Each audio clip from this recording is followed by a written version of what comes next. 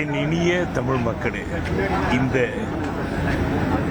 வார்த்தைகளுக்கு, இந்த இனிமையான வார்த்தைகளுக்கு சொந்தக்காரர் என் அருமை அண்ணன் பாரதிராஜன். இனிமே அந்த குரல் இனிமே கேட்க போறோமா தெரியும். ஆனா இந்த குரல் நம்ம கூடயே வாழ்ந்துட்டு இருக்கு.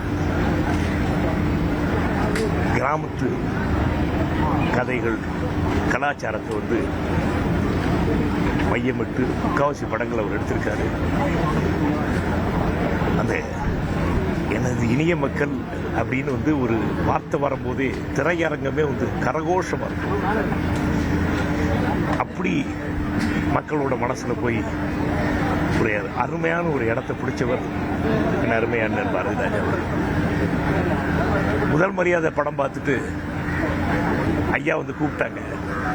படம்னு சொல்றேன், முதல் மரியாதை கதையை கேட்டுட்டு எங்க ஐயா வீட்டுக்கு கூப்பிட்டாங்க. பாரதிராஜன் ராசா ராசான் தான் ரொம்ப பிரியமா கூப்பிடுவாங்க.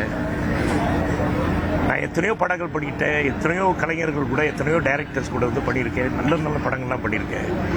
ஆனால் என் வீட்டில் இருக்க என் மனைவி கமலா என்ன சொல்கிறான்னா, நீங்கள் பாரதிராஜா கூட நடித்தாதான் நீங்கள் ஒரு முழு நடிகர்னு சொல்கிறாப்பா அப்படின்னு.